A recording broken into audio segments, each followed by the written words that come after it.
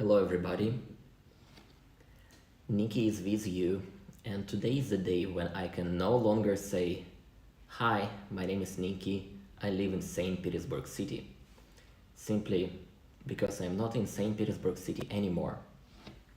Since we spoke last time, since I live streamed for you last time, it's been only 1 week, like about exactly 1 week, last Wednesday. And this week was super life-changing, not only for me, but literally for thousands and millions of people in Russia, as well as some people outside Russia.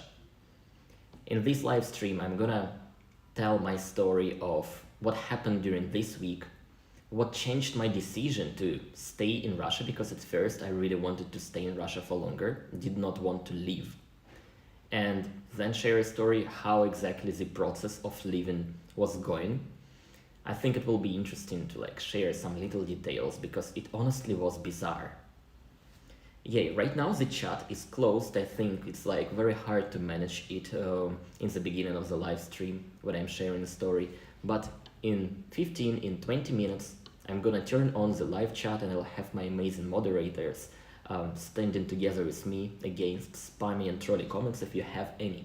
I hope this it will be the best way to communicate.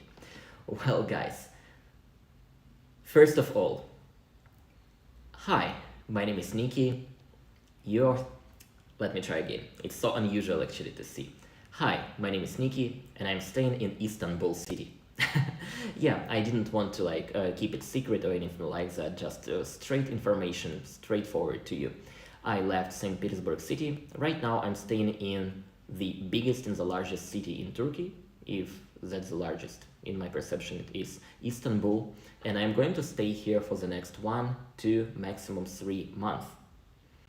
But now let's be back to beginning, to last Wednesday, so that's where the story begins. And by the way, hello, 14,000 people. That is super insane number of viewers right from the beginning of this live stream. Hello out there. I'm so glad that you're basically spending your time to listen to a random guy from Russia.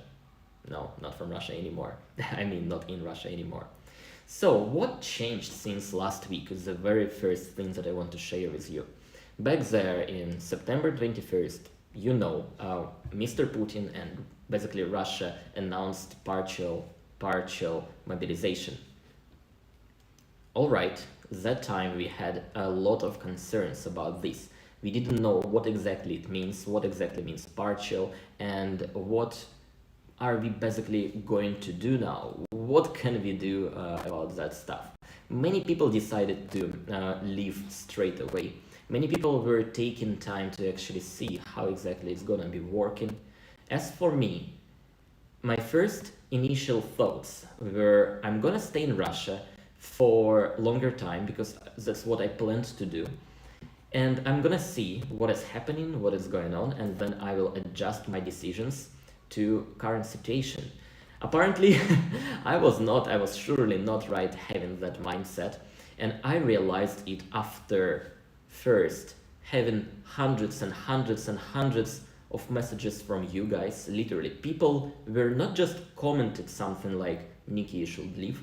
People really took time to write really long letters to my email, and I read some of them. I took time to read some of them, and your words together with some of recent updates made me take some additional time on thinking things again, basically reconsidering my decision of staying in Russia.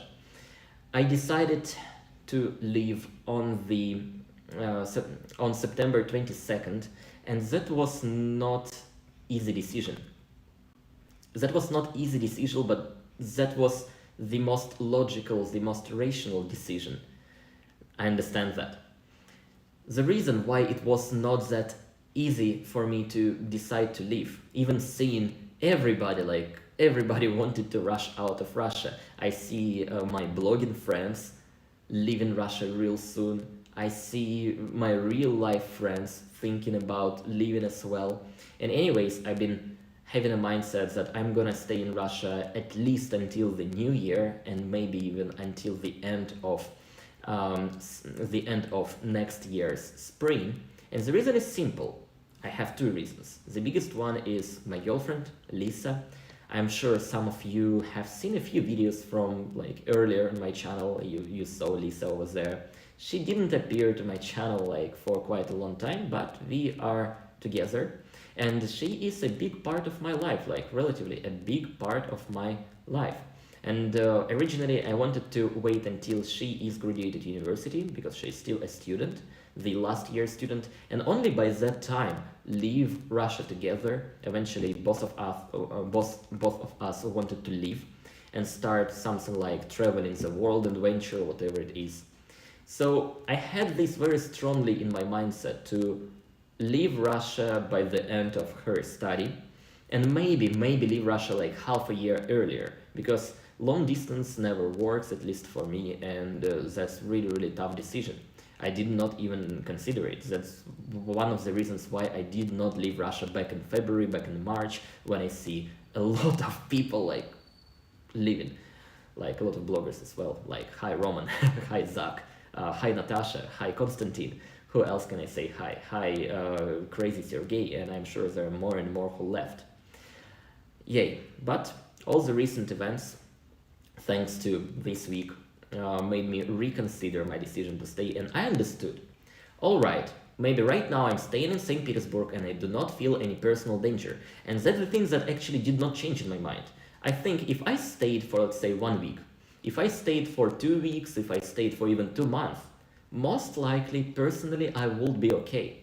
What really changed my decision is the realization that if I wait for 2 months, even if I stay okay, even if I'm not drafted, even like this, I will not be able to leave country with a really high chance. And this realization of me being not able to leave country maybe by the end of this year or by the beginning of next year made me realize that I should leave ASAP. There is a fine line between like having a personal danger right now, which I do not feel. I did not feel that I am being like drafted immediately, like thousands and thousands people in Russia. I think this I had some kind of advantage because I first do not have an official job. I do not work for a large company in Russia, and this is a very easy way for government to reach people who they are mobilizing through their jobs, official jobs. Another thing that make me think that I'm safe from mobilization is that I never lived, like literally last 10 years, I did not live in the address that I am officially registered. In Russia we have something like, we call that prepiska, official registration. Basically government knows that you are living there and requires people to do this prepiska on time. I never did it. I stayed two last years I stayed in St. Petersburg city, and officially I've been living in city of Omsk. So if I was about to receive any letters from government, like army letters, they would be sent to Omsk, the city in Siberia, and I will not be able to receive those letters. That's why I was thinking I'm safe and not going to be drafted. So these two reasons make me have like really good advantage against like so many like millions of other Russian guys who are being mobilized right now. So once again, I did not feel personal danger in the coming days or months. But I left because travel restrictions might get possible. I was thinking about that on September like 22nd. That's why I decided to leave ASAP. How was that? That experience was like, it was hard, it was difficult.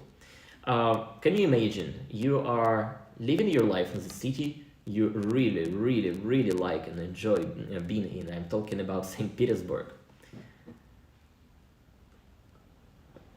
And then all of a sudden you have to leave, you have to make a decision to leave, and you have to share this decision with somebody you love, and you realize that you are going to live not together, that you're going to live separately. And that was a really tough day. Lisa and me, we were basically talking, I don't know, for a few hours straight and observing different options that we have. And after all, we decided that it's the best option for me to leave right now and for her to join later, because it's obviously easier for me leave right now is one thing, because she's still studying and attached to the university, and second, perhaps staying is more dangerous for a male person in Russia right now rather than a female. So yeah, that was a really tough decision for both of us. But anyways, on September 22nd, I purchased tickets, and that's also a whole story, because it was not easy to get those tickets. Of course, you guys heard that the tickets, the flights from Russia right now are super expensive and all sold out. I share that in my videos. Maybe you watch some other Russian YouTubers talking about the thing. What nobody talked yet is that even having these expensive tickets, it's not possible to buy them easily. I literally spent 2 hours, maybe even 3 hours, just updating the tickets, available tickets, and searching for available tickets on a few different websites. That was like that. I opened a few ticket searching engines, that's a hard word. And I was looking for any flights from St. Petersburg out of Russia. There were direct flights for super expensive, like $2,000, $3,000, almost no tickets available. There were like relatively expensive flights for $1,500, $1,000 away from St. Petersburg, any destinations. People didn't care at all where they fly. The most important thing was to leave the country. And even when I was about to purchase the tickets that I picked for myself, I couldn't do that because it took some time to fill the information, write that, hey, I am Nikita, hey, my family name is this, I'm this years old. And by the time when I was finishing filling all the information, the ticket disappeared. And Lisa and me, we both were trying to get the tickets. We both were trying to fill the information. And finally, we realized what is happening. We are not alone. We're looking for these tickets. And hundreds, not hundreds, maybe hundreds of thousands of people were monitoring the tickets and trying to find the cheapest among the expensive options. And what people did, and what I did as well, is booking the tickets from various websites, expensive ones, and then taking about 30 to 50 minutes of the time after filling the information that the website gives us to make a payment. And this time we used not for making a payment, this time we were looking for other tickets while having that ticket reserved. So do many other people doing the same thing. I think that's why a lot of people were crazy expensive and unable to buy. Personally, I booked 3 tickets and I ended up paying I ended up paying for one of them. And after all, that was an Aeroflot Russian Airlines ticket from St. Petersburg to Moscow to Istanbul in Turkey. And that cost me exactly $1,500 American dollars, which is super expensive ticket for this destination.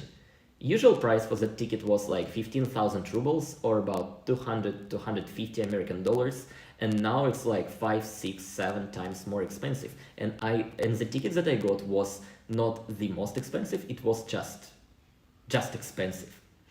Anyways, I was able to buy this ticket without hesitation. Literally, once I found the ticket, once I booked it, I knew that no matter how expensive it is, no matter that it's $1,500, I'm going to take this ticket simply because it's very good timing. That ticket had literally the best timing for leaving Russia. It was early morning of September 25th. So how many days was that? 3 days ago. And also I did not worry about the price of this ticket because I had a great support from you guys. And here I'm really grateful. I'm really grateful for you. Yesterday, I watched Konstantin's Inside Russia live stream, and he said that his subscribers and people who supported him on Patreon literally saved his life, not only because they were supporting him financially, but I understood as they also sent him some messages that helped him realize this stuff, which is fair enough to say about me. Same thing I can say about myself, yeah, because of people who watch my channel, my videos, because of all silent viewers who never commented, because of thousands of people who took time to like comment or like or dislike my videos, and because of like hundreds and hundreds of people who signed up for my Patreon and YouTube memberships, I was able to get the ticket like with not even hesitating for a second, even though that was an expensive ticket. And here I'm like so grateful for you guys that because of you, I first changed my mind and reconsider the things. And second, I was able to get the ticket on the right time without worrying that it is super expensive. And here I understand that such kind of situation is actually a luxury. I know that most of people in Russia are not able to afford such kind of like way out of Russia. And there are like thousands and thousands of people who are rushing out of country, not taking a flight because flights are super expensive, but basically by land and losing time a lot. Sharing this stuff, I think I have the last piece of information to share. The process of crossing the border itself, yeah, and that is interesting. I think I might have like open the chat right now, and I'll have lovely moderators helping me with all the messages, but I will take a bit longer time to share the second part of this story. Not only after that I'm gonna dive to the chat. So yeah, I'll have chat available for subscribers with little slow mode. I saved it, and hopefully right now you are able to write messages. And yeah, guys, let me know if you actually can write anything. Say hi to the chat.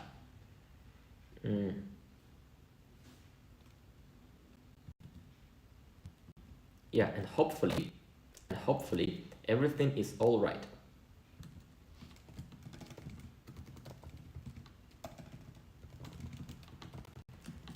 Yeah.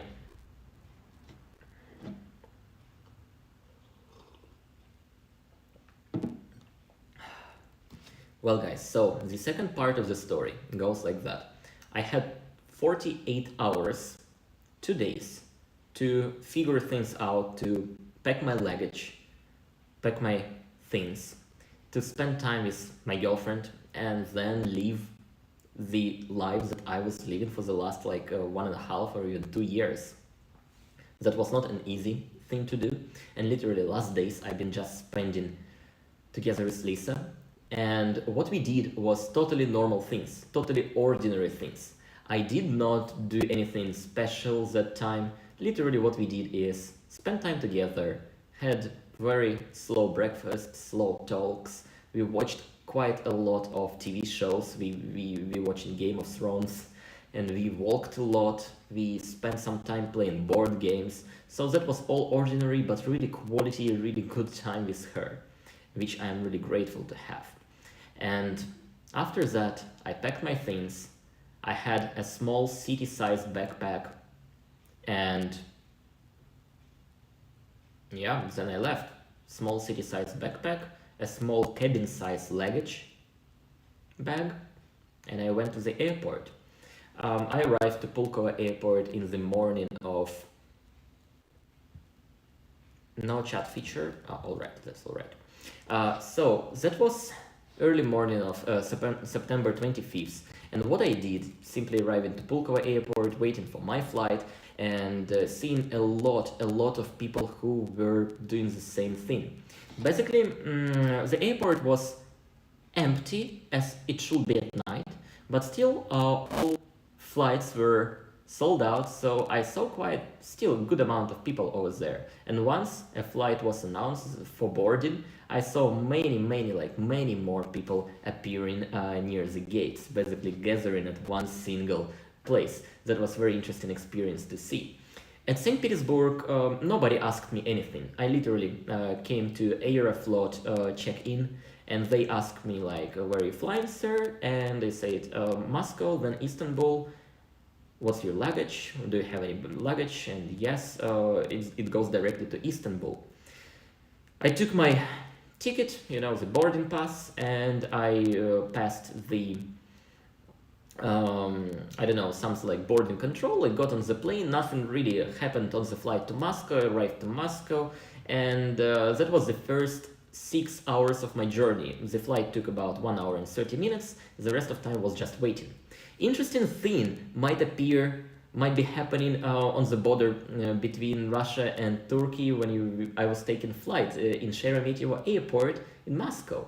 And I was thinking like, hey, what's gonna be there? Like, am I going to face any trouble, like crossing the border?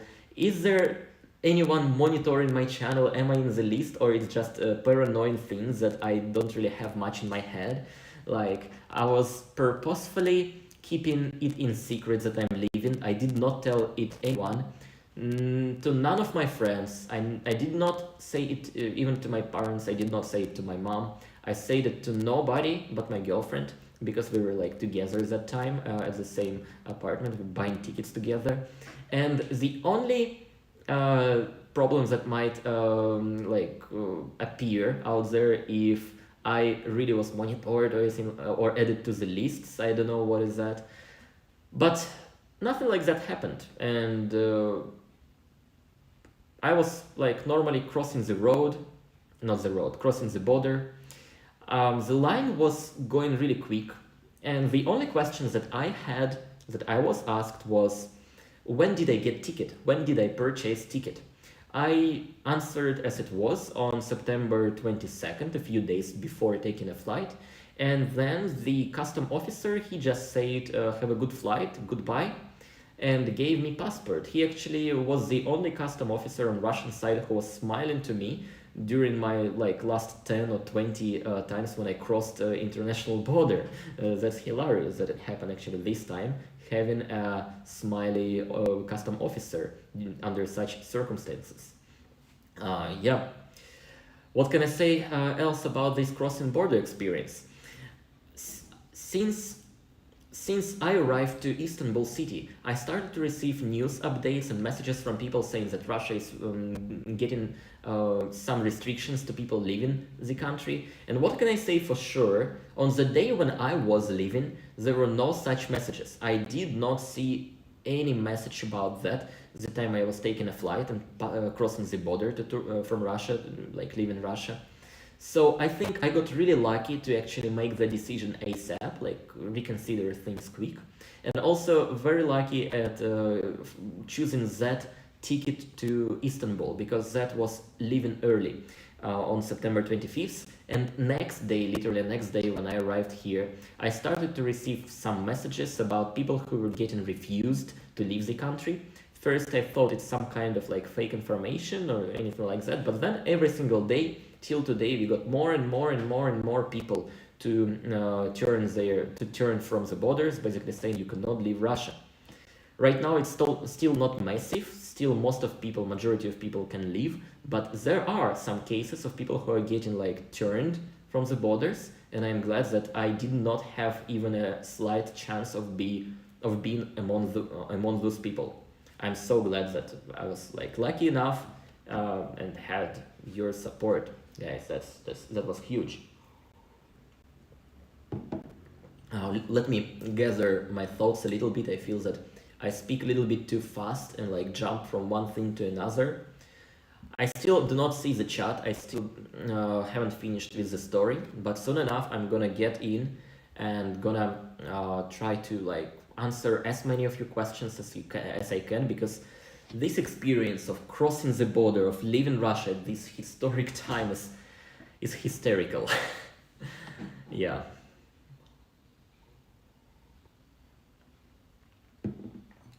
Yeah, so what can I say? That is the third day I'm staying here in Turkey, and apologize guys for having this live in Russia thing in secret. I thought it's the better way to do this, to manage this, and I was like literally even filming a few videos sitting in this chair without telling you that I am not in Russia anymore, but I thought that I better do this rather than facing a tiny paranoidical chance of somebody like monitoring channel, although I'm not that paranoid. But looking at Roman motherfuckers, looking at even Konstantin who did the same thing, I'm like, all right. Perhaps that's not that stupid to keep the thing in secret until very last moment. Yeah. Right now I'm staying in Istanbul city, and you might ask me, "Hey Niki, what are you going to do next? What can we expect from you next?" And the thing is, I have a dream. I have had this dream since I was, I don't know, like 20 years old maybe, but that time I did not realize that I'm having that dream. I realized it when I was 25 years old. That time I've been staying in China. I was working as an English teacher in China, and I quit. I quit that job, and at one night I realized what I want to do, what's my dream.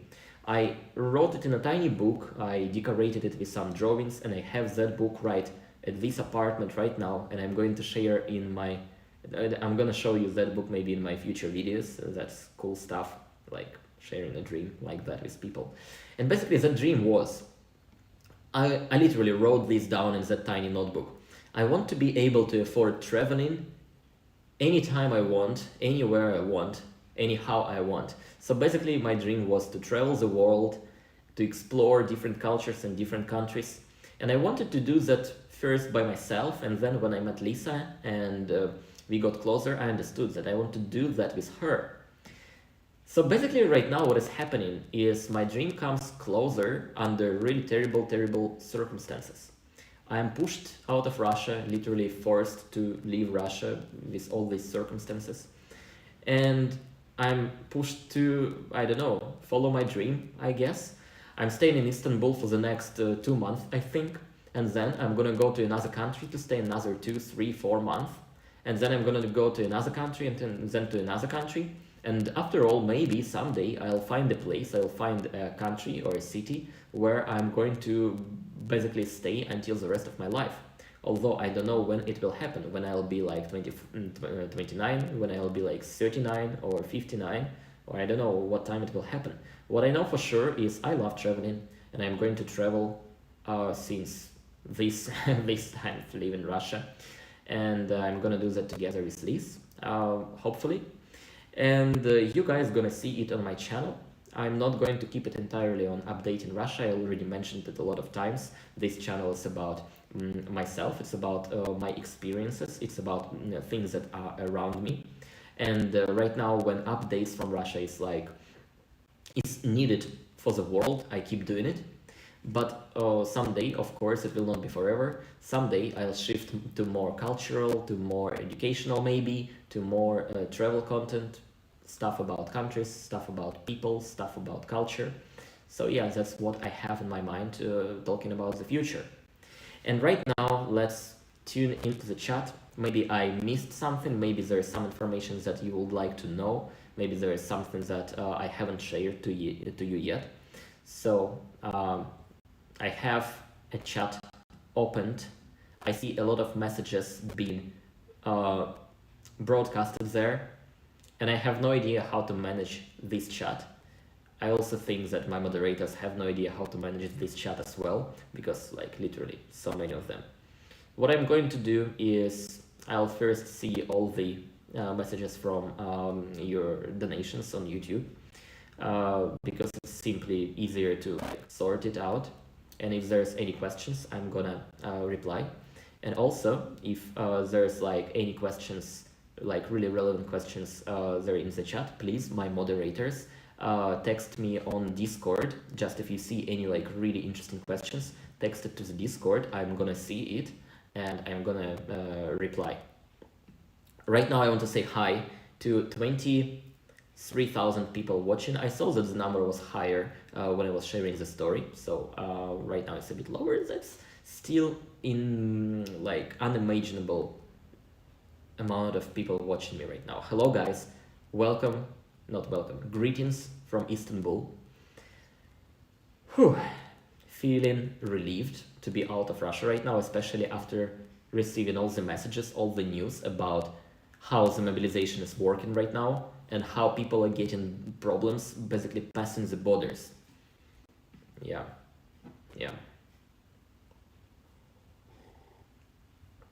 I have no idea how to manage so many questions, but basically I go down to the first YouTube super thanks and I'm gonna read if we have any questions there. I see inside Russia Konstantin over here saying, everyone, Niki Proshin, gotta go, goodbye. I didn't know Konstantin is here. Konstantin, you are a hero as well. You are a hero. Like yesterday live stream, you were amazing, like talking and describing stuff. I hope someday I'll be as skilled as having conversation like this to audience as you are. Really, Konstantin, you are really great at this stuff. I see somebody like writing messages in super thanks. I'll react only to questions in them. But first of all, I want to say thank you guys for such a huge support. What you are doing right now is basically changing my life and also changing life of Lisa. I know that even without it, even without such support, I will be able to relocate here, and I will be able to support Liz until the moment she is able to support herself in a foreign country. But having your support makes things so much easier. Like, I'm so grateful for having that, for having you guys. I see Ryan Williams asking a question. Glad you made it out. Do you think you will need a native country eventually? I do not think that I will need a native country, or I mean I don't think I will need to have any country's citizenship eventually. Like, Russian citizenship is so far all right for me, although someday in the far future that might be the case. I do not have the plan to change citizenship or to have the second one, although I think someday it might happen. It might.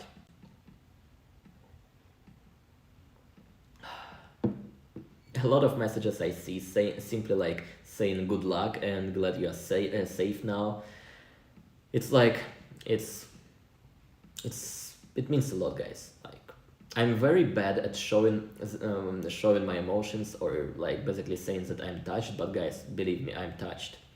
Liz, my girlfriend, she has even like, he jokes a lot about me, saying that I have no emotions when I say something, when I praise her for anything. I say just like, wow, that's great, or anything like that. So yeah, maybe right now you learned this part of my personality now. I see questions coming from my moderators. Basically, they pick questions from you. The first one is a question from Leonidas Gomezo. Will you become a travel blogger, like around the world, or will you want to stay in a specific area? I am not going to become a travel blogger. I don't want to put this travel content as the only content on my channel, but I definitely going to become like international, I don't know, travel, culture, lifestyle blogger. Also paying close attention to what is happening there in Russia. Still, I am coming from Russia. I have a lot of friends and I worry about them. And whatever is going on there, I'm going to observe that. It might be some cultural, it might be some travel content from Russia. It also might be some recent updates from there as well. Yeah. But honestly, guys, right now I answer this, but I don't know where I'm heading in the next half a year. Every single stage of my life, I've been doing things spontaneously. So far, like every stage of my life was good. Like this spontaneity worked fine for me. So yeah, I have no idea. Have some little understanding. Question from Mike Koss. What countries can you visit or stay with visa requirements? And right now, guys, talking about the countries that I can freely go with Russian passport. Turkey, Georgia, once again, in Turkey I can stay about 90 days, in Georgia I can stay up to 1 year, in Kazakhstan I can stay about 2 months, like 60 days. In Russian neighboring countries, not from EU side, but from old Soviet Union side, I can stay also for a month. I also able to go to many Asian countries, and I think that's what's gonna happen after Turkey. Most likely I'm gonna stay here in Istanbul and then decide to go to countries like Thailand, or maybe Vietnam, or maybe South Korea, maybe somewhere else. I will be also looking forward to explore European Union, maybe go to America, although not in the near future, maybe like in a half a year, maybe in 1 year, maybe longer. This one is also complicated. Once again, guys, this time you have a chance to know me as somebody who does not make planned decisions, but somebody who is very spontaneous. I did not open this part of my personality before, but apparently, yeah, now you know. David, our moderator says, few people asking about why you choose Istanbul as your first place, and that is a very good relevant question. Yes, so there are many people from Russia who choose between Kazakhstan, Belarus, a lot of people go to Georgia, a lot of people go to Istanbul, and I think these 4 places are major locations where Russian people were living during this year. Most likely you have a question like, Niki, why don't you go to Georgia? And you have this question because a lot of Russian influencers, a lot of Russian bloggers went there. You might know Zach the Russian, Roman No Fuckers, Natasha's Adventures, previously Yeah Russia, and most likely somebody else who I don't know. And Georgia is a good choice, but personally I have visited Georgia in summer and I understood. I like that as a travel destination and I would like to go to Georgia maybe for a week, for 2 weeks, and I'm gonna do that. I'm surely gonna do that, maybe even in the near future. But I don't want to stay in Georgia for month, like just not something or not somewhere where I'd like to stay for a longer time. Really cool travel destination, but I prefer staying in Istanbul compared to any place in Georgia, and both of these places are great, like by just my personal preferences. I visited Istanbul and Turkey a few times already. I've been to Turkey like 3-4 times, and I saw that it's a very interesting country, quite different from Russia and has a lot of destinations to explore. And that might be the reason why I chose Istanbul as my first destination, not Georgia, not Tbilisi, because Georgia is very similar to Russia, at least more similar than Istanbul, and of course much more similar than any country in Asia. In Georgia, a lot of people speak Russian. I feel basically like Georgia is like Russia like 10, 15, 20 years ago, talking about certain things, cultural things. And I like exploring different cultures, like different places. So for me, obvious choice, that was Istanbul, not Tbilisi. Why not Kazakhstan? About the same reason. I don't see myself living in Kazakhstan, although I would like to discover Kazakhstan and go there for also maybe 1, 2, 3 weeks.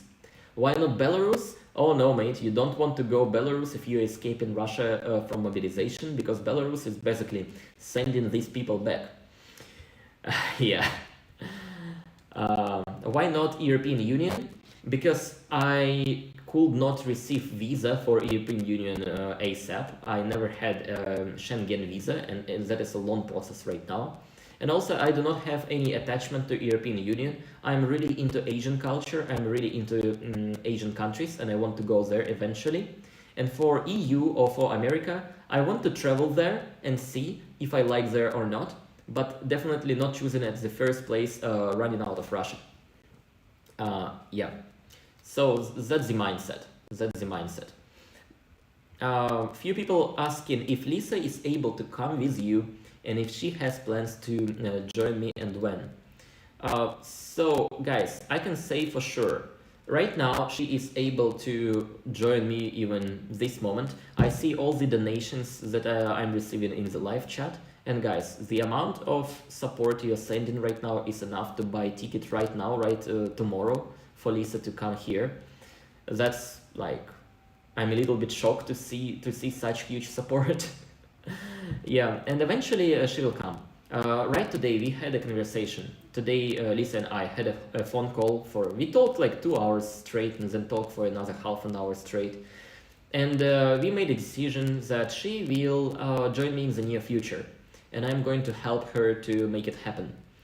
At least I'm ready to support her for all the times that we are staying outside of Russia, because you know, when you are a student you still can make some money when you are staying in your native country, I'm sure if we stayed in Russia, she will find a way to earn money, but it will be like really, really hard for her to get started with earning anything living abroad. So no matter how long, I'm going to support her and going to help her to get on stage on making money online.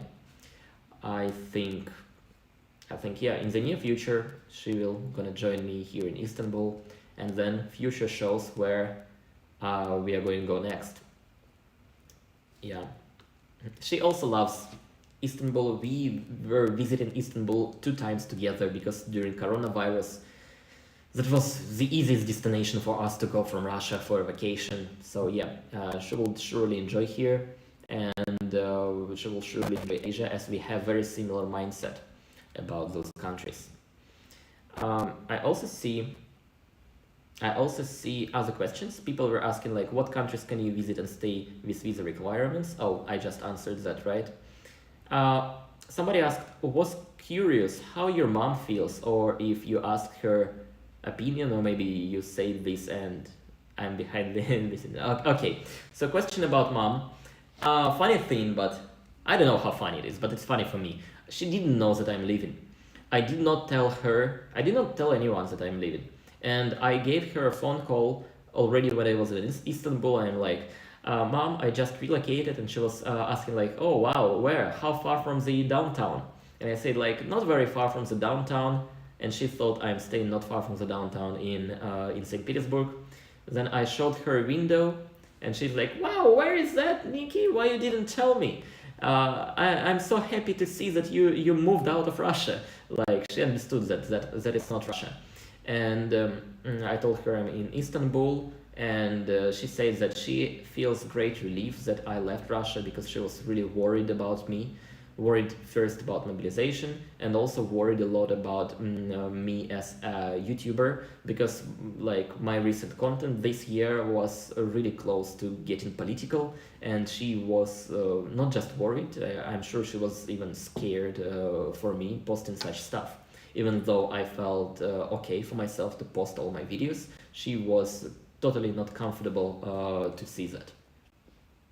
Yeah. I see a question from Thomas E. really quick in the chat. He says, are you going to bring your family over? No, I'm not going to bring my family over. My mother, she lives in Russia, in a Siberian city, in Omsk, and she is surrounded by our families. She takes care of my grandmother. And basically, it's really, really hard for old people to relocate. So I think unless anything happens, or unless my mother shows her desire to relocate, I'm not going to push them. If they will make a decision and to relocate, and if they need any support, I'm gonna help them. So it's up to them to make this decision, and it's up to me to make them understand that I can help them to make it happen. So again, such kind of mindset. Another question. Do you have any male relatives or friends who have already obtained a call to the army? What are your thoughts about it? Oh, mate, that is a very long story. Not long story, like I could talk about it for like 5-10 minutes. So basically, I do not have friends who got calls to army yet. I have friends who are getting in touch right now and share what is going on around them. So basically literally every single person that I keep in touch after my university, male people, they were in army. Like 3 of them, they were in army. They haven't had a call to army yet. Maybe they are underqualified for mobilization. They haven't had a call to army yet. And we were like chatting a bit about that. And I don't have anyone who got a real call to army and already getting like drafted. No such people yet. But I have one person, I wouldn't say the closest friend, but a quite close friend to me. And that friend, he works for a Russian company, Russian-owned company, Russian Railways. And a few days ago, 3 days ago, his company basically said that they might get letters very soon through their companies, basically HR department. HR department told them so. And that friend told me and our group of buddies that most likely he'll get the letter and most likely he'll get drafted, so he's totally fucked up and he doesn't know what to do, and he will just go there, will get mobilized because he has no idea how can he avoid it and what can he do if not working for that government owned company. He literally has no understanding of how he can avoid this situation and how can he earn money on a living if not working in that place. So it was so sad. It was so sad to see such reaction from my friend. He literally was ready to accept his fate and receive that letter and be mobilized because the alternative for him was being homeless, being hungry, and being basically useless for maybe society or for himself if he does not take that letter. We have a group chat, like he, I, and our friends. We have a group chat, and he shared that in that group chat. And straight away we started like sending him messages saying that wait, my friend, it's not the end of the world. Like, yes, you might receive that letter from your job, but don't you think that it's better to leave your job and don't get killed or don't get mobilized and sent no one knows where? And his argument was the thing that he doesn't know what to do if he leaves his job. And that made me realize that there are a lot of people in Russia like my friend. They simply accept this mobilization stuff because they don't know what to do if they refuse it. They are afraid that they will get jailed for years. They're afraid that they will starve and go homeless because they don't know how to earn money or anything like that. And this thing made me think quite a lot about such matters.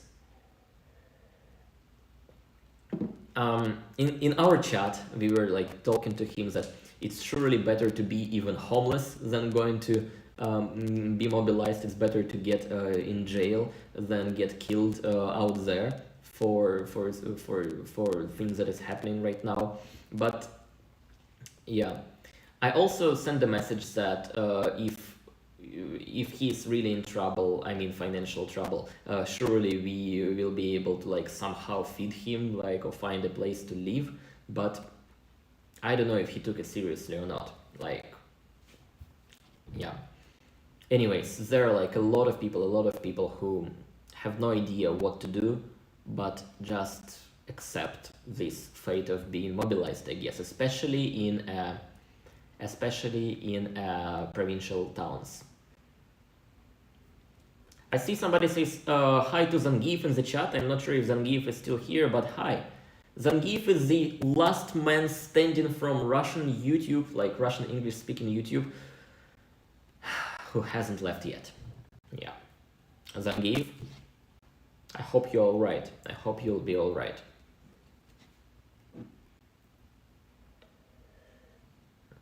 Guys, and if you wonder what is going on there with my spider, it's not my spider. I'm staying at a rented apartment. I rented it for 1 week, and right now looking for another apartment where I'm gonna stay for 1 or 2 months. So by the way, if anyone watches me from Turkey and if you have anyone who basically gives apartments for rent, do this, message me, say, hey Niki, I have a rental apartment for you. I'm gonna rent, if my girlfriend and I like that apartment, we're gonna rent it for sure. And guys, please wait a little bit. My laptop is literally not charging right now. I gotta plug the charging cable and come back in a second.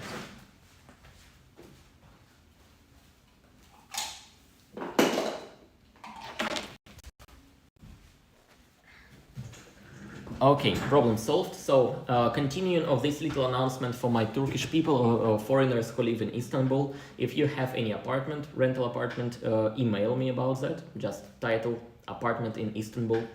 And if you are staying in Istanbul city, I am calling you out for, I don't know, for a drink, for a beer, for a coffee, maybe for, I don't know, Turkish kebab, I would be glad to meet people here. Yeah. I have a few friends who live here, but it's always great to socialize. And right now, when I'm out of Russia, I have a greater opportunity to, like, I guess, socialize.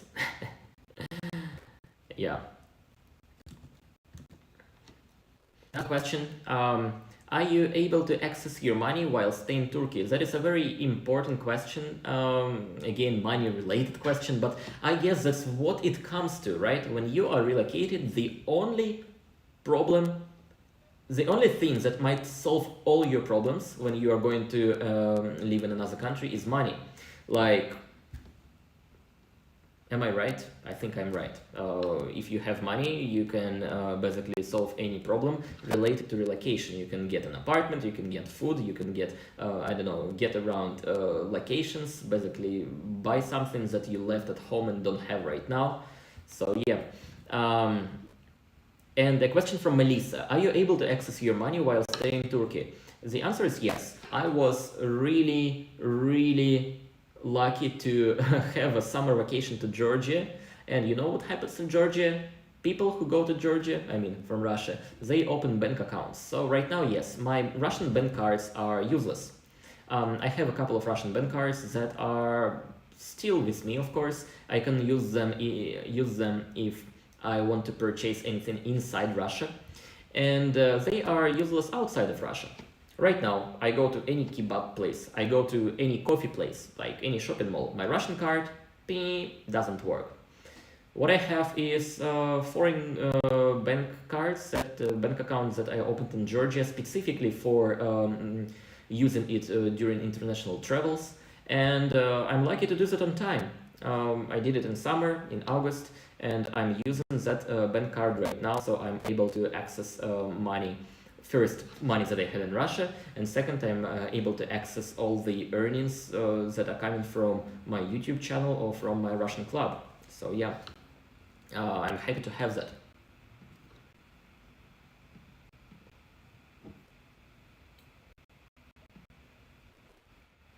Another question, people asking about other Russian YouTubers if they left, like 1420 and Alena.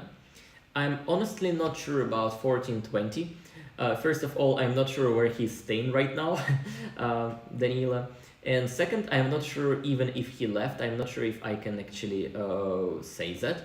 Like, I honestly don't know. But he has Instagram account on his channel page and personal Instagram account, and you can see where he's staying at. I know that a few months ago, when I was traveling in the summer, he was traveling as well. For now, go check his account. As well for Alena from Depressed Russian.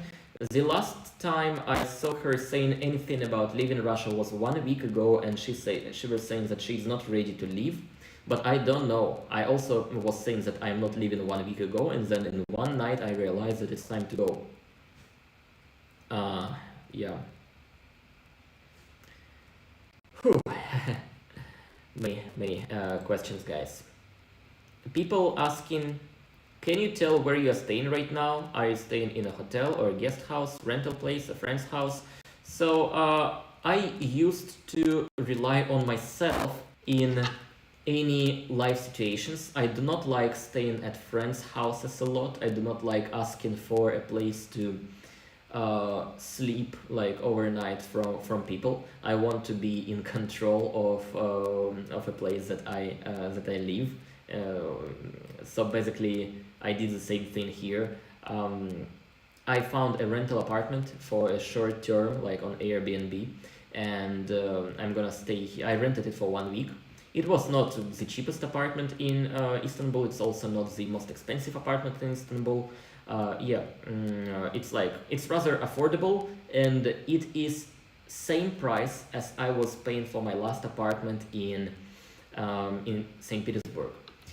And even like 10 minutes ago when I mentioned about like people in Istanbul give an apartment for rent, I'm not asking for like letting me live there for free. I want to rent an apartment that is convenient for me, that is convenient for my girlfriend, and that is like basically all right to stay there for 1 or 2 months.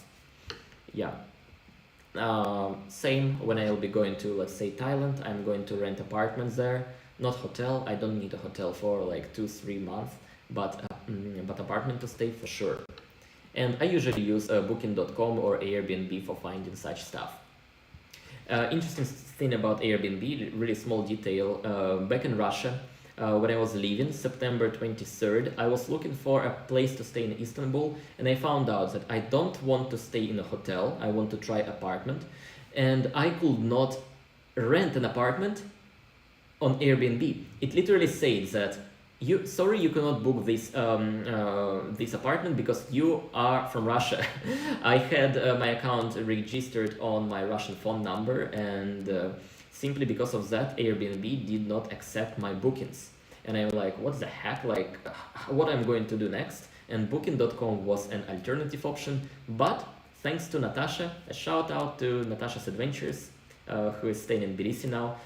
I used her phone number to create a new Airbnb account, temporary, and she was the only person knowing that I'm living in Russia, not knowing where before I actually left. Yeah, that's funny. That's funny. Let me see if we have any other question, and let me see how the chat is going, because I was looking questions picked by moderators, and I see many more people donating stuff, and some people getting to my YouTube membership. And here I want to say hi to Taylor and all the rest of people who joined my YouTube membership here. Welcome to our tiny community, as well as Patreon membership. YouTube membership has very similar stuff. Basically, every single month I do live streams only for my members. Sometimes not live streams, we do Zoom calls. If we will have much more people in the community, we'll shift to the live streams monthly. And also I do some like little personal updates here and there, and sharing some behind the scenes content very regularly, but still, as well as sending postcards. Haven't done it for a while because of this Russia-Ukraine stuff. Yeah, a lot of things I should do for my communities. But anyways, thank you so much for joining YouTube and Patreon communities, guys. It's like, I see a big support from you. I see, not a question, but a message from JD. Congrats, Niki, very good news.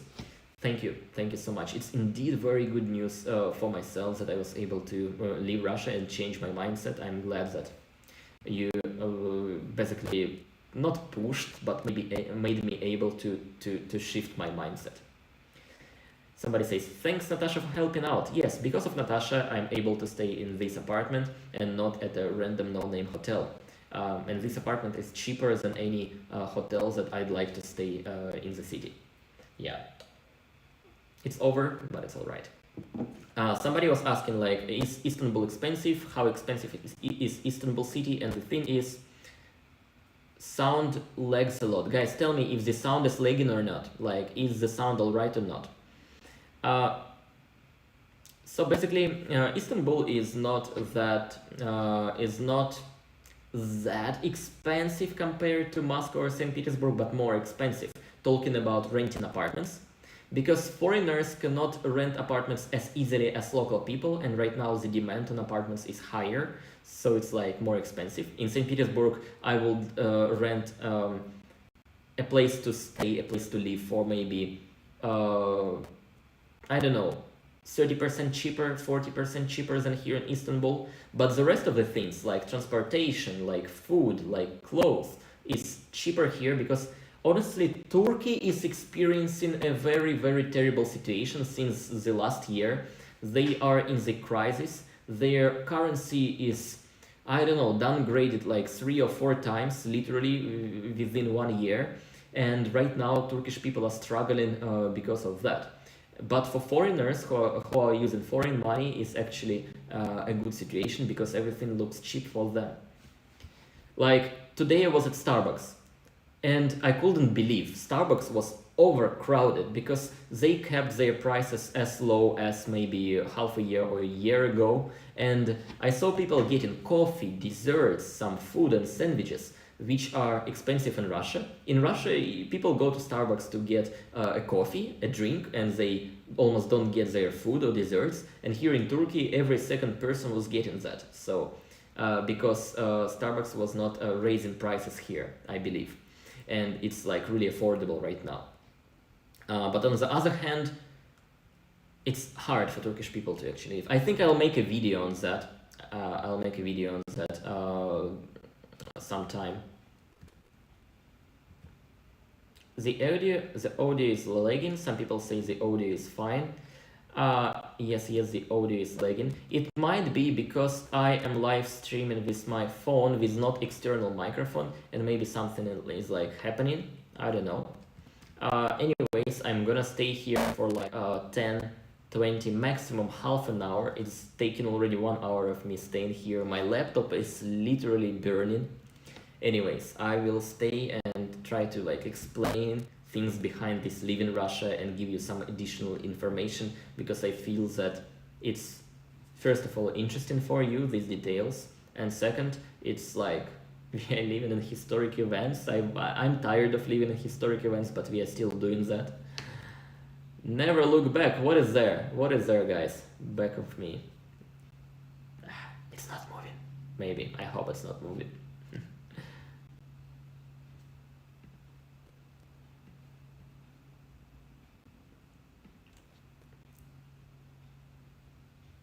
You don't seem to be interested in questions that really matter. Interesting question, guys. I am interested in questions that really matter, but perhaps I pick the questions that really matter, which are different from your questions that really matter. But please tell me. You can even write in the chat like, Niki, this is the questions that matters, like all capitals, and then ask a question. And I'll pick questions that matter. Yeah. Yes, audio is lagging. I'm sorry, guys. I cannot do anything to audio right now because there's literally like my phone. I'm streaming from my phone, using my phone as a camera and as a microphone. So it's gonna be like this until my next live stream. Cannot do anything. Okay, so let's see if there are questions that really matters. What matters is being safe. It is. Okay, I see from D-Stone. Niki, this is a question that matters. Where will you move long term after Turkey? I already said about that. Most likely I'm going to go to Asian countries. It might be Thailand or Vietnam or South Korea. It's what I have in my mind. Maybe it will be different after 1 month, but anyways. You're such a cute kid. Audio is lagging. I'll try. I'm not sure if I'm able to do anything with audio. Well, will you help other Russian friends to escape and become safe? Only if somebody deliberately asks me for that. I'm not going to be a first person to offer my help. But if somebody will message me among my friends asking like, hey Niki, could you help me to get out somehow? Yes, I will. I have this kind of mindset that I like helping people, but I don't like to offer in the first hand, because I had quite a lot of experiences of me offering help first and this help being like not cherished by those people. Like I don't want to have this experience again, so only for people who actually like need help and tells me about that. Niki, how do you feel about what's happening in Ukraine? That's an important question. Yes. I feel the same thing that was on my mind back there in February, in March. I dislike what is going there. I'm super sad about it. And I don't like seeing people basically killing each other from people who are close to each other. Like I don't mean individuals, I mean culturally. Like we basically very, very similar people. And seeing this conflict makes me like super sad. It's like nothing changed about my opinion about Ukraine since then and now. Are you at risk of mobilization currently in Russia? No, I'm not at risk. I left Russia. This video is all about that. I left Russia. Let me see if there are any other very important questions. Congratulations! Question: can you give a recap of your story to catch me up? A recap: September 22nd, I changed my mind. I took some time to rethink and make a decision to leave. I discussed it with my girlfriend, and we bought tickets straight away, September 22nd. September 25, I left Russia safely, almost no question asked on the border. Right now I'm in Istanbul, Turkey. Quick recap. Let me see if any other important question.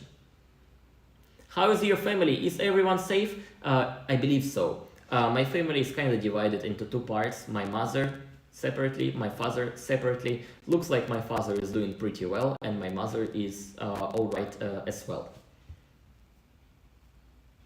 Question: is your family safe where they are? Again, question same. Yes, I believe they are. Are you going to track news about Russia from outside Russia media? I do. I read not a specific Western media, but when I want to read about one specific event, I check several Western newspapers, as well as some info from the Russian side. Important question: have you seen anything different of Russia after leaving? No, I haven't seen anything different of Russia, except all the recent changes. I mean, all the updates from these days about travel restrictions, about some process of mobilization and so on. Of course, that's different, but in general, not really. Very important question. Can you travel or you are stuck in Turkey? I can travel. I'm not stuck. I am purposefully staying here for like 1 or 2 or 3 months. That's a lot. Is Daniel from 1420 still okay? I think he is okay. I had a chat with him about a week ago, and I had a chat with somebody who makes video like together with him today. Seems like the guys are fine. Seems like they are fine for now.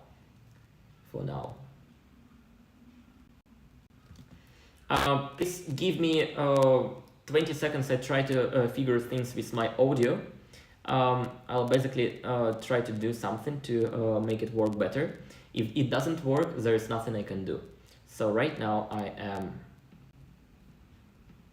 doing that. Yeah.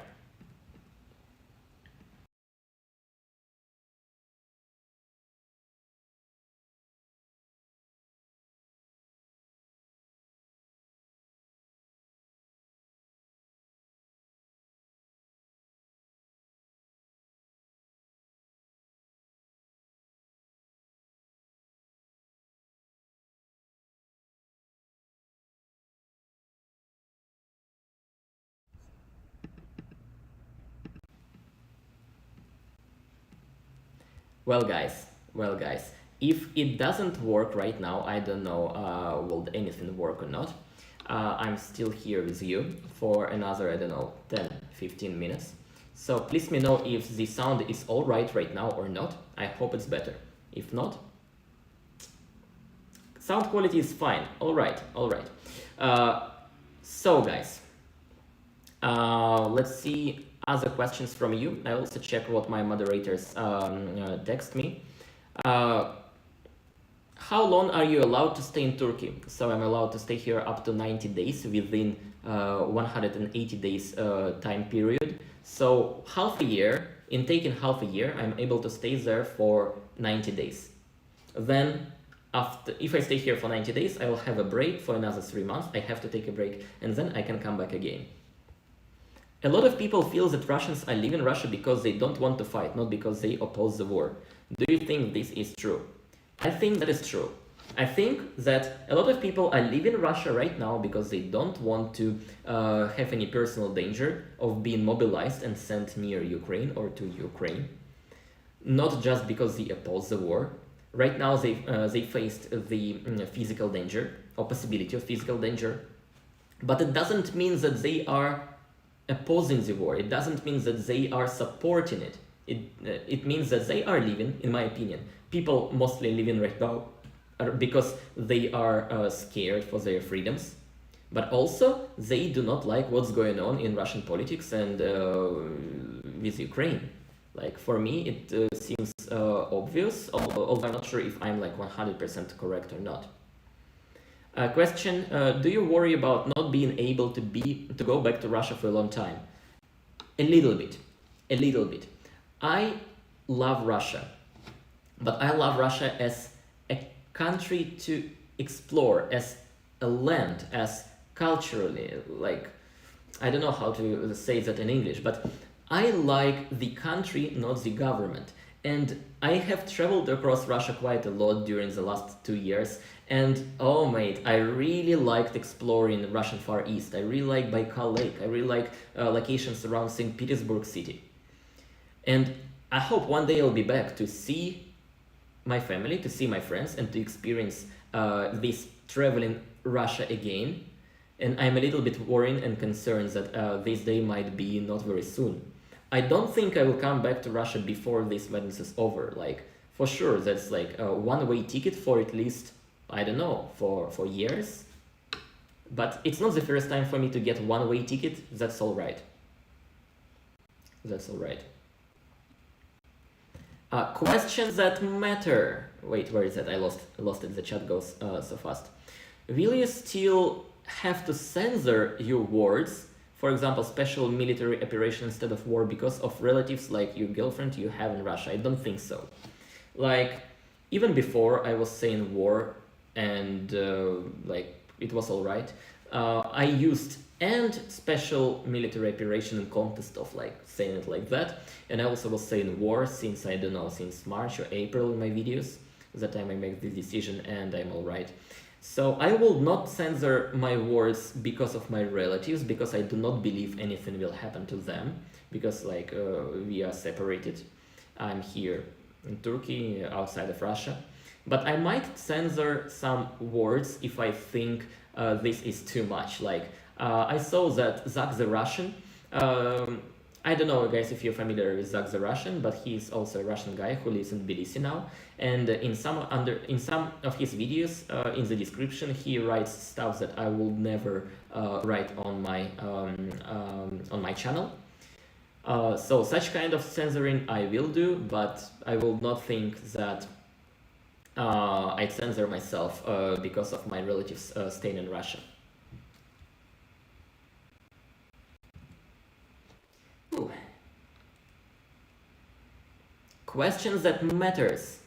What will happen to Russians that are called to the army but escaped when they try to go back to Russia? It's a very interesting question.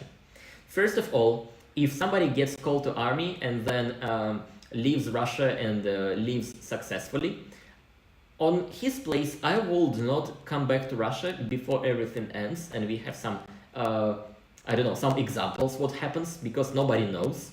But it might be some money fine, maybe something little, but it also might be something as big as going to jail. Nobody knows. Nobody knows about that. Like, who knows? We will see, I guess, in some time. And what would happen if somebody receives a letter from army, call to army inside Russia, and not going to reply to this call to army? That's actually a very interesting question. Like, if I receive a call to army letter from army department, I simply don't go there, and most likely I'll face a fine, a money fine that I'm gonna pay, and then nothing else happens until the next letter. At least that's what I understand about this issue. A lot of people who are receiving calls to army right now, they go to army departments without even trying to somehow escape, which is not understandable from my side. Yeah.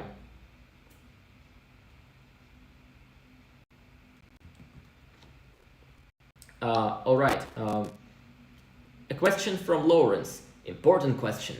Will you still cover Russian news? Yes, I will still cover Russian news, and I'll make some updates on current situation in Russia. And right now I'll be able to speak more freely as before. Like, not super much freely, but much more freely. Oh, that's two different thoughts, right? So I will be able to speak more freely than before while staying in Russia, but also I'm not going to go like really crazy all in saying bullshit about stuff in Russia. Yeah, I will be able to cover Russian news and give you updates for sure until there is some demand on that. clearly, I see that there is a huge demand on such updates, and I'm gonna do that until people are interested in that. Although it's not my main focus on my channel anyways. I hope this message delivered. Whew. Let me see if there's any other very important questions.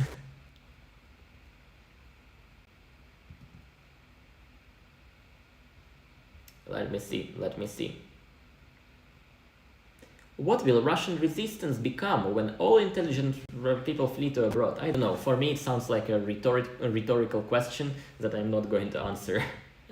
Important question. What did you leave behind? Could you take all your money and belongings with you?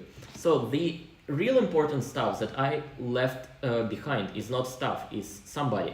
I left Liz behind, but hopefully she will like join me in the near future, soon. And talking about the things, I left quite a lot of stuff behind, but it's not the first time for me to do. I left a lot of stuff behind in China. I was not running out of China. I simply was out of China for a very long trip, for 1 year long travel, and I left a lot of stuff to my friends there. I still haven't collected it yet, thanks to pandemic. Some of them still keep it. Some of the stuff is still being kept, and some of the stuff they just went bad and they threw it. I also left some stuff in Thailand in my previous travels, because I stayed there for like 9 months before coming back to Russia during the pandemic. I also had some stuff that I left there, basically threw it. And obviously right now I left a lot of stuff, a lot of clothes, a lot of books. Like books is something that I really wanted to take with myself here, but I couldn't afford basically taking so heavy things. So yeah, a lot of books are staying there in St. Petersburg that I would like to have here, but I'm not going to do, because books are always heavy and you never want to travel with books. What else I left behind? Talking about the things, just some minor things that do not worth it to mention. A very important question from Blackbird64. I am a Turk. Do you like Turkey? Yes, I do. Yes, I do like Turkey. I am in love with Istanbul. I really enjoy here. And I also love some other regions of Turkey as well. I like it here. I like the cuisine. I like the nature. I like the people. It's like a good experience for me. Questions that matters. How safe is Russia right now for foreigners? I think Russia is quite safe for foreigners, only if you are real foreigners and do not have double citizenship. If you have double citizenship with like Russia and something else, no, don't go Russia. If you are foreigner, in my opinion, that's relatively all right to go visit Russia if you want so. I personally met a few Europeans before leaving Russia, and they said they were having a great adventure. So yeah, like traveling and being a traveler with no relation to politics is kind of all right now. In my opinion, of course, don't take it like 100% real. Do your research. Very important question. Wait, I lost it. I lost a very important question. I'm sorry, guys. Are Z Patriots also live in Russia? That's an interesting question from Tatiana. And yes, Z Patriots are also live in Russia, but nobody knows in what scale. But I'm observing some posts in Russian internet showing that Z Patriots like tearing their Z letters from their cars, basically taking it off. I saw some pictures of Z guys who were leaving Russia during the last couple of days in the airports, like literally with some symbolic of Russia, with like Russia is the best, some Z stuff. These are right now the memes in Russian internet. But I don't know how much. Of those people are leaving. Really important question from Jewel Z.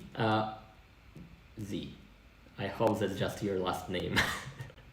She asks, how can we support you best? Basically, you can support me by watching my videos and liking my videos and hitting that subscribe button right now. Basically, social capital, the amount of subscribers and views is the most precious things that bloggers have. And you also can support me by doing it through PayPal, or joining Patreon and YouTube communities, or simply by donating anything through the chat like people do. And guys, I'm so shocked seeing this kind of support. It's like, it's crazy. It's crazy. I mean, the amount of support I'm receiving right now. I think I need some water. And I don't know, I say that I'm gonna stay here for like 10-15 more minutes, but there's so many questions that I still have to answer. So please, half a minute, I'm gonna be back with some water. Enjoy this spider, and please guys, have an eye, keep an eye on him, and don't let him move.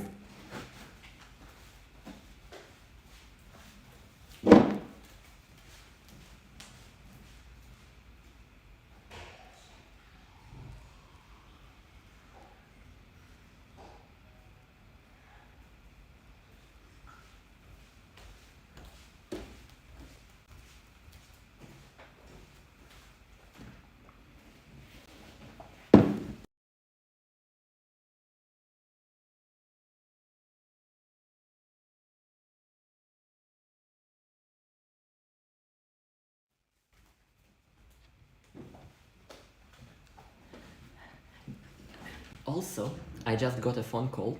I'm back here, guys.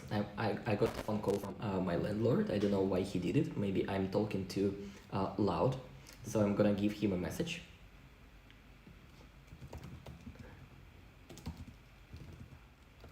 And gonna come back to you. I hope I'm not talking too loud and do not disturb people around me. I mean the neighbors.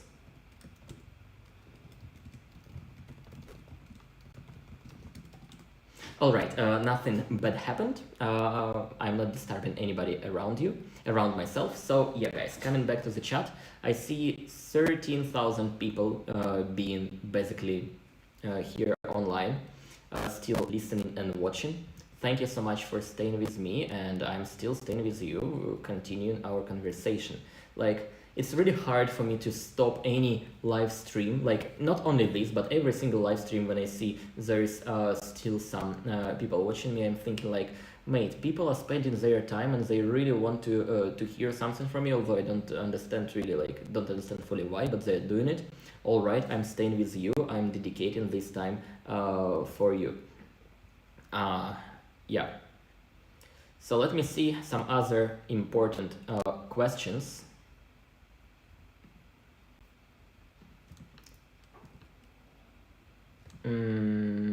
Here. My moderators, please, if you have seen any other like interesting stuff that I haven't talked about, please send it to our Discord chat, and I'm going to react to it. Yeah. Important question from Hannah. How is the Nord Stream covered in Russian media? Interesting. I haven't searched for it on Russian media yet. I'm aware what has happened, although I don't know how Russian state media are covering it. I'm following a couple of independent journalists, and what they do, they basically try to be unbiased and sharing the news what are happening without giving them strong opinion from one or another side. They just say this happened, and that's all. So I have no idea how is it presented in Russian news right now, but I might do some research on that. The most important question ever: Can you buy alcohol? Can you buy alcohol in Istanbul? Of course, you can buy alcohol in Istanbul. They have a lot of stores, like alcohol stores. You also can get it in the bars, which I did yesterday. 2 days ago, which I did 2 days ago. That was a really nice cup of beer, Turkish beer, by the way. Unimportant question. Everyone wants to know the spider's name. What's it? Well, I don't know the name of the spider, but let's call it somehow. Please send your suggestions and we'll pick one. Questions. Can you see the super chats, Niki? Yes, I can see the super chats, and it's so many of them that I am not able to actually see every single one before they disappear. And here I feel like really bad at actually seeing a question in the super chat and not being able to reply to it. Still. Okay, I clicked one and there is a question from Gem I from the super chat. He says, would love to see a close-up of the spider. Also, I think you should name it. I'm not able to do a close-up right now, but especially for you, Gem I am going to record the spider in the video when I'm gonna show you Istanbul. So yeah, I'm gonna do that. And I guess that time we'll have a name for the spider. Let's call them somehow. Important question. How many people in Russia are brainwashed? Your best estimation. Oh, that is a really hard question. I would say quite good amount of old people are brainwashed. Not all, but good amount of people are brainwashed, majority. And people who live in provincial places, especially villages, small towns, are also brainwashed. Basically, the older generation.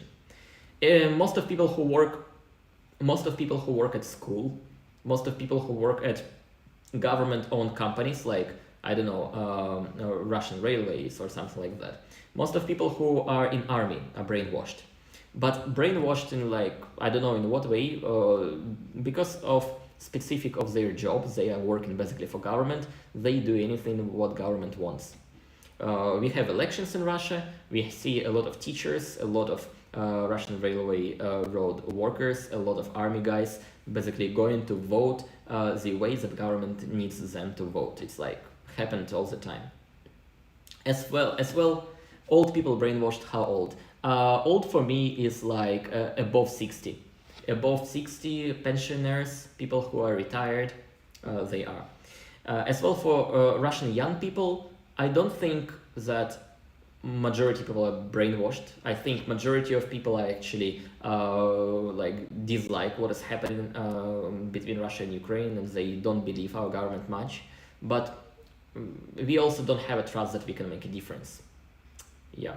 Mega important question from Kevel Kid. Question, how old are you? I'm 28. I just turned 28 1 month ago on August 22nd. Yeah. Let me see questions that I picked by our moderators. Oh, and Stanislav, moderator, thank you so much for picking questions from the super stickers. That's something that I really wanted to react, taking all this support from you guys, from the super chat, and I was not able to catch it. Now I'm able. Let me see the questions. Oh, Stanislav, could you please sort the questions from super chat, not just all the messages? Wow, thank you so much. Important question. Do you believe the protests in Russia will continue and maybe get larger? I believe so. I believe it, but I don't understand what exactly might be the result of them. But the thing is that right now there are some untypical protests happening in Russia, in places that never protested before, like in Dagestan, like in Buryatia, Republic of Buryatia, Republic of Dagestan, and in Yakutia, and many other places. And the reason because people went protesting is different from what we had before. I personally joined protest and observed protest on my channel 2 years ago, supporting Navalny. I also saw anti-war protest and this recent anti-mobilization protest, and these were becoming less political and more daily life. Because right now people are protesting because their family members, their friends are getting personally in danger. And people protest in a different way, and that's what I'm going to upload tomorrow, I believe, an update on protest, what is happening right now and how exactly it looks. But yes, it's growing in Russia, and even some army departments, like places that send people calls to army, some of these places were burned across Russia. I read like there's like 19 or 20 departments like that were burned with Molotov cocktails. Very important question from Marian Howard. What will you miss most about Russia? I will miss most my friends, I believe, and also I'll miss St. Petersburg. Like my friends, my family, and St. Petersburg. Like, yeah.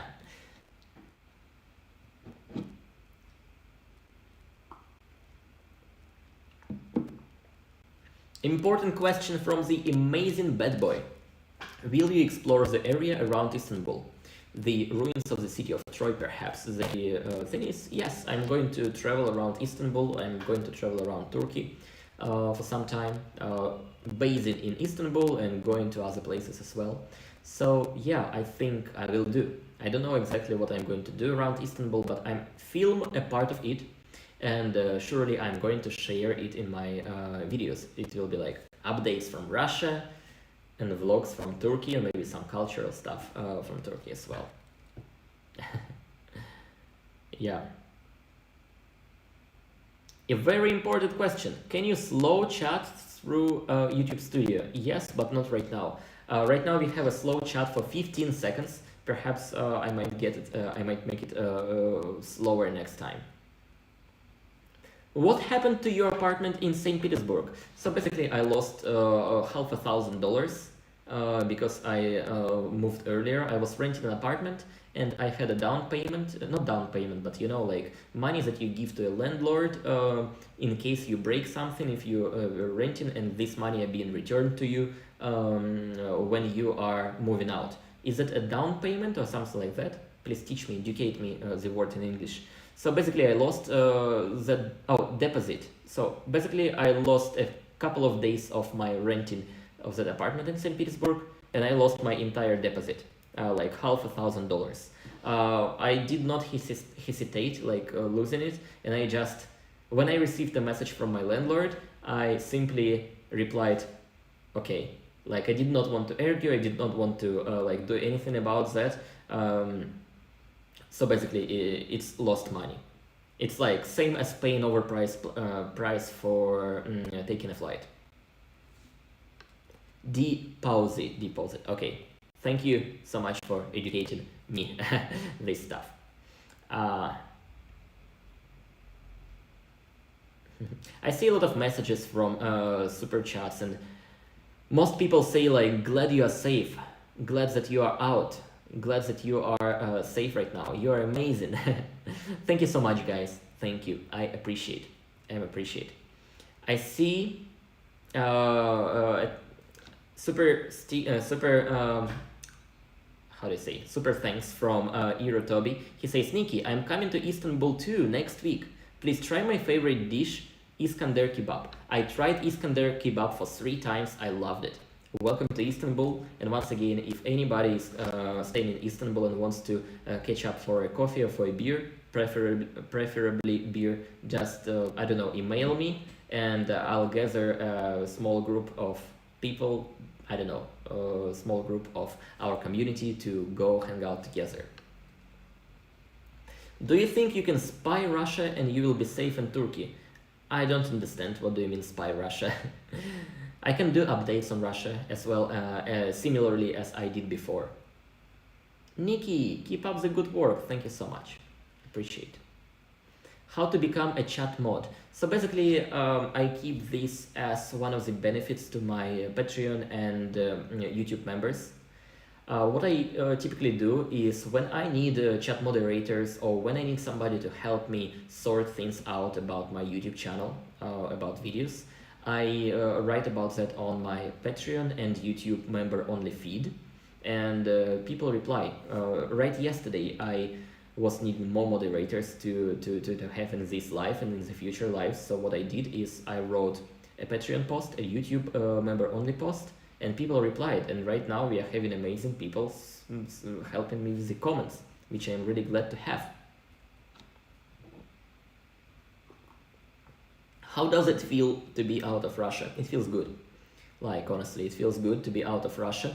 It feels that I am having some changes in my life, and the only one thing that feels actually not good is having Liz apart from me, but soon she gotta be closer to me anyways.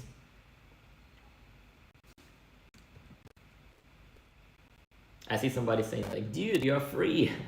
Free from Russia. All right.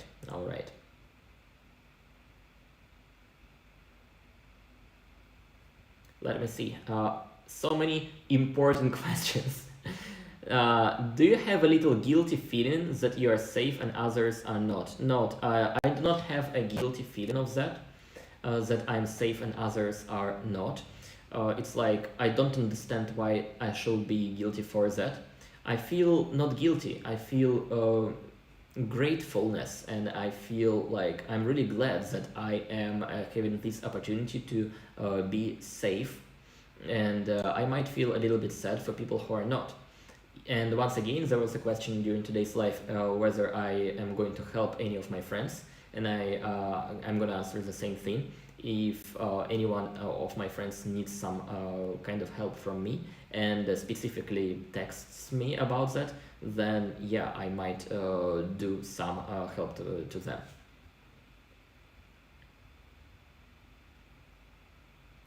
How did you manage? It seems so hard. Yes, guys, running a YouTube channel, especially like these days, in my personal case, having a bigger exposure is harder. It's quite difficult, and at the same time, it's very enjoyable. Like, I like making videos. I like having such kind of connection with people. And from one side, yes, I enjoy it. From another side, I spend a lot of time for managing this channel. How did your parents react to leaving? Are they relieved that you left? Yes, my mom is really relieved. She said it to me.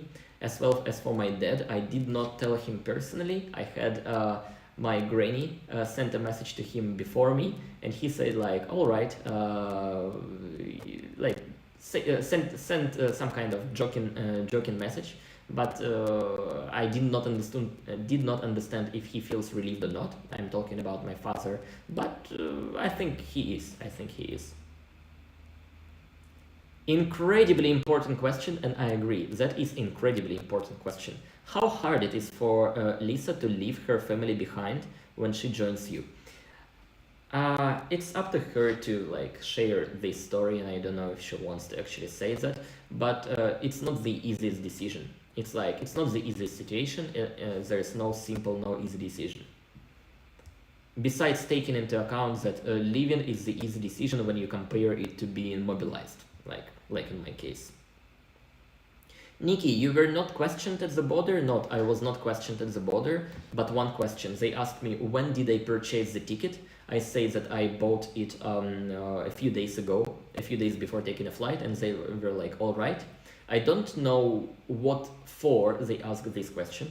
I don't know what they are going to do with this information, but I know that they are asking this question nearly to every single person who is leaving Russia right now. Literally, we have a Telegram group sharing stories, successful and unsuccessful stories of leaving Russia. And people tell what exactly they were asked at the border, and nearly every single individual were asked this question: when did you purchase the ticket? You guesses, guys, what they are going to use this information for? Like, why will they ask this question? And before I see your replies about this, I want to see the spider names. Remember, I asked like, what's the spider name? It's shame, guys. Such a shame. Such a shame. I cannot scroll the chat back to the messages when we were talking about the spider, so I cannot see your replies on that. I'm so sorry. I will not do this mistake about my recent border question. I really don't understand why they would ask this. When did you purchase tickets? So I'm really curious to see your opinion. Boris, Spider Boris, I like the name. Lenny, Puti, Turk, Spider name, Danger, Boris. Boris Spider. I like Boris. Vanya. No, I like Boris. Boris is a very good name. Like, hey Boris. That's gonna be Boris since today. Webster is also a nice name.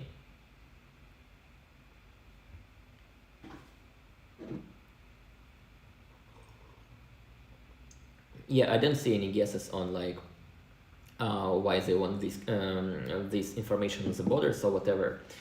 In my opinion, they just taken this question as something to put in their statistics, just to see how many people are leaving because of this situation. I don't know, maybe just purely for statistics. Natasha was questioned to live in Russia. Yes, I watched her video and she was questioned about her American visa and perhaps something else. And that is like not the most typical thing, but it might happen even not during this week, not during last week. It's like it might be happened like a year ago, 2 years ago, and 3 years ahead. Important question from Super Chat, from Lori S. How do Turkish people treat women? Will Lisa be safe there, or is she meeting you somewhere else? She's meeting me in Turkey, in Istanbul, and Istanbul is a pretty progressive city. We do have a lot of people of various cultures, and it's funny to realize that I already said we do have this in Istanbul, like we. So the thing is, Istanbul is perhaps the best place for females in Turkey. People here are more progressive than in any other city across Turkey, at least in my experience. And I even have Turkish friends who are lesbians. I have Turkish friends who are supporting LGBT and so on. So they feel quite alright living here in Istanbul. So yeah, it's not as maybe it's not as comfortable as it might be in St. Petersburg, Russia, but surely it's not that bad here for women. Not talking, of course, about every single individual.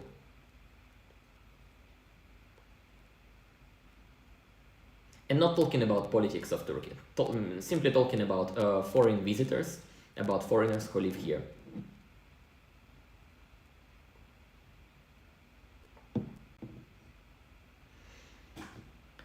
Whew.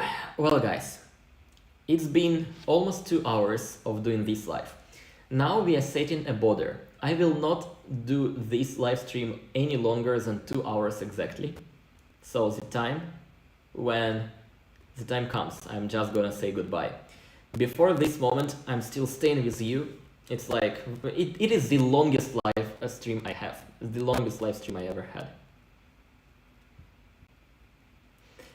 Question, are any of your friends or you are scared of being extradited back to Russia? And that is actually an interesting question.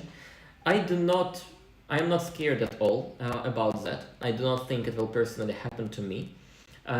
And also most likely it will not happen to any of my friends, because the only reason to be extradited back to country, as far as I understand, is having a criminal case against you. So if Russia is making a criminal case against somebody, most likely they might get that person back. For example, from Belarus for sure, even without criminal case, Belarus is somehow sending back people who are getting mobilized. It's like, it's already in the news. But for example, countries like Kazakhstan, they clearly said, and I rather trust that they are going to send people back to Russia only if there is a criminal case against them. And I guess they were doing this even like any time before. It's logical to me. As well as other countries, it's like, I don't think it will ever happen to me, so I'm not scared of that. Quick cryptocurrency question from Tony. Is the Ethereum address correct? Tony, the Ethereum address is correct. It's working fine. At least it was like this last time I checked. Let me see if there are any other important questions. For what reasons were people denied to leave at the border? Interesting question, really good question. So people were denied at one single reason, only one reason right now for people being rejected. They basically say that people cannot leave Russia, people who are refused, because they are in a special list from military departments, basically from the departments that are calling to army letters. So I don't know how exactly it works. There are messages from people who are eligible for mobilization who live well, and there are messages for people who are eligible for mobilization who are turned away, restricted, and we're saying words about you are in the list from army department, or like recruitment department or something like that. I should learn this word, recruitment. It's hard for me to pronounce. That is the only reason why people are being rejected to leave Russia right now. And the thing is, literally, for people who are get mobilized, who already received army letters, they can leave Russia only having permission from these recruitment departments. I gotta get more convenient at saying this word soon. Yeah. So it's like not exactly know what is going on with these restrictions. Like it's still in the middle of like having the idea to be understood. Dodging the draft is a criminal offense. It's a criminal case. You will be extradited. Not. It's not like this.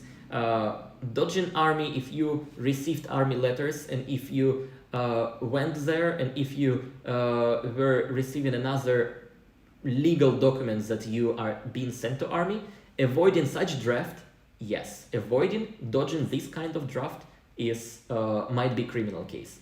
But just avoiding and dodging receiving that letter is not a criminal case, so it's like I have no worry about that. Somebody writes Russian to correct my pronunciation. It's recruitment. Okay, recruitment.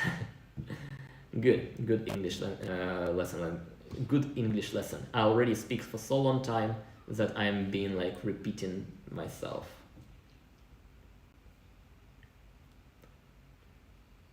Interesting opinion from Jason. He says, instead of staying and changing things, they ran away and are hiding. Keep giving him money while Ukrainian children are homeless and hungry. For me, it's two separate things, although like I understand there is such opinion from people like Russian people are running and escaping this kind of stuff instead of trying to make a difference. But as somebody who lived in Russia, is somebody who grew up in Russia, and somebody who lives there for like since the beginning of 2022, the entire time, I understand why people are running and why they are not taking any actions to make a difference. Although there are people who are protesting, there are people who are like doing stuff, trying to make a difference.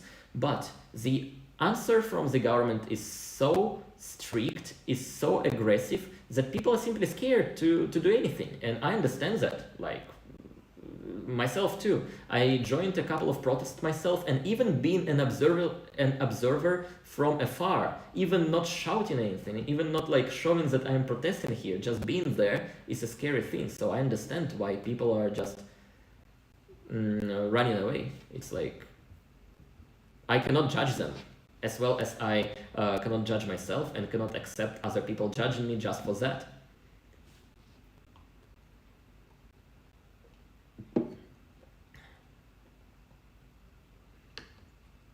Yeah, so let me see if we have any other important questions.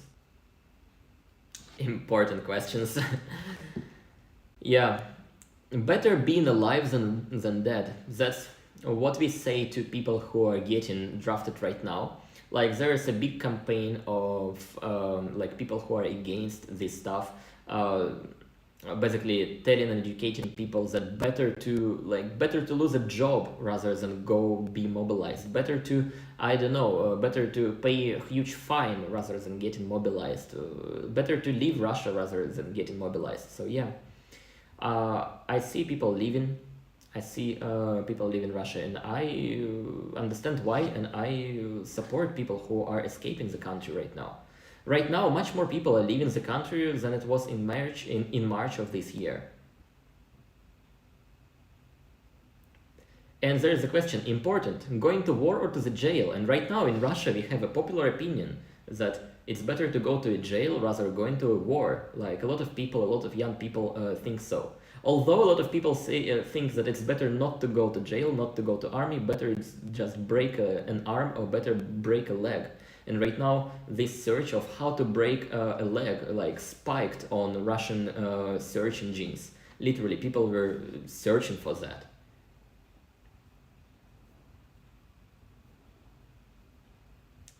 Yeah. Is Istanbul more friendly than St. Petersburg? Can you shout out? Also, can you shout out my, what is that?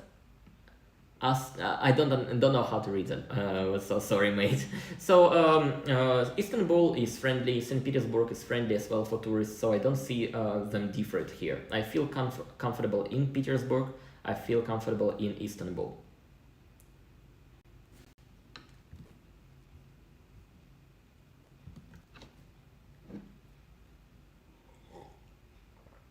Thank you for your honesty. Well, thank you. Like I try to be as honest as I am, even if I'm saying not very popular opinion, or if I'm saying a popular opinion. For me, it's like no big matter. I just try to say what I really have on my mind.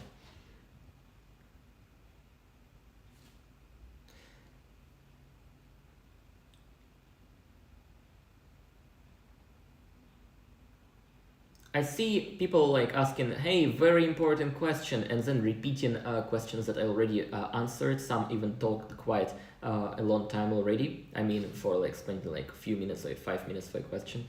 So yeah, let's talk no more questions. Let's spend last 10 minutes of this live to talk basically what's coming next and little things. So basically the last question I'm going to reply, somebody said, hey, the t-shirt. And right now you can see a t-shirt on myself that I don't know if anyone can recognize who the artist is or what kind of drawing it is, but I find it quite nice. Yeah. So what comes next? Right now, when I arrive to Istanbul, I can stay here for next 80 something days because I spent some of the limits already because I was to Istanbul like half a year ago, and that counts as well, as I understand. I'm going to stay here in Istanbul for maybe 2 months. What comes next comes Asia. I'm going to originally the plan is going to Thailand and staying there for a longer time. And being based in Thailand, shout out to my Asian friends, shout out to my Thai friends, and explore Asia, explore the world while being based in Thailand. On the one side, on the one hand, Thailand is a very affordable country. It's more affordable than Turkey, in my experience, and it's located in the area of the world that I really like. So it's like good choice for me. I also might be going to countries like South Korea in the near future, but that is much more expensive. And although having all this YouTube, I don't know, explosion stuff about all the recent views and subscriptions and people supporting me, I feel like possibly I might get away with like living in South Korea for maybe 1, 2, 3 months, but I don't know if actually that's gonna happen. I will rely more on my idea of staying and basing in Thailand because I could afford that even, let's say, 1 year ago. Even 1 year ago, with my content, I was able to stay in Thailand and live there kind of lives that I will enjoy. Yeah. No North Korea.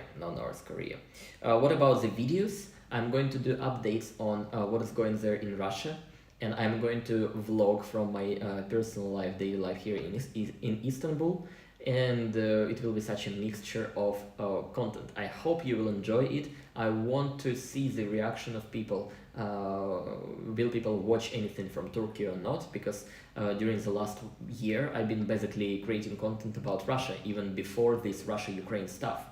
I'm really curious to discover, are people going to be interested to hear me about totally different thing? And I hope that there will be some people. Okay, so let me repeat the update, the general update of this video. A story for people who just got here and did not hear my story in the beginning, really brief. Linda K says, update, Niki left Russia, he is in Turkey, he is safe, his family are safe.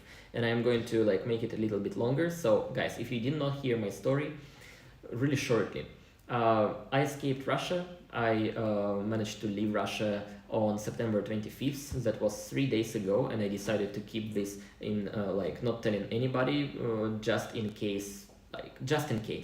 I bought ticket on September 22nd, and basically I spent the last 48 hours of my life in St. Petersburg together with Lisa. My girlfriend is still staying in St. Petersburg, but in the near future, hopefully, I really wait for that time, really waiting for that. She will be again here with me. There were no interrogation for me at the border. Only one question was asked. When did I buy tickets? I answered that honestly, and I was just, okay, have a good flight. I arrived to Istanbul, Turkey, and that's where I'm sitting right now at a rented apartment, basically talking to you. Whew, that was a lot of talking today. I'm so glad to have you guys all here. We peaked at 25, maybe even 26,000 people in the beginning, in the first half an hour, and still having 10,000 people staying here, like listening to my random words. I'm so grateful to have you. I also want to say thanks to all moderators that were helping me today. That was really great support, picking questions from the chat, because I could not take all the questions that I wanted to answer, and these moderators' help with picking the question and sending it to me is super good, as well as keeping our chat friendly and nice place for having a conversation. I want to thank YouTube and Patreon members and basically my viewers who made it real for me to not only leave Russia and afford this relocation and afford this time in Istanbul, but also for doing this ASAP, for doing that really fast. Because of you, once again, I did not hesitate taking that expensive ticket, did not hesitate getting rid of that security deposit of my apartment that I lost, just made decision to come here. So thank you so much, guys. I'm coming back with a new upload tomorrow. That's going to be just a normal upload, live premiere. And I'm coming back with another live stream, I believe, on Saturday. I want to say what I want to say. I want to say, guys, like and subscribe if you haven't done yet. Join my Patreon or YouTube membership. That simply supports me in a really great level. And I guess see you soon with more content about Russia and with new content about Turkey. Yeah. I see people saying like, congratulations, goodbye. Somebody says, Thomas Pelfinger says in Chinese, Wan An. Wan An means good night in Chinese. Yeah, good luck and thank you. Thank you so much, guys. See you next time. Have a good night. Have a good day. Bye-bye. As I always finish my videos, спасибо.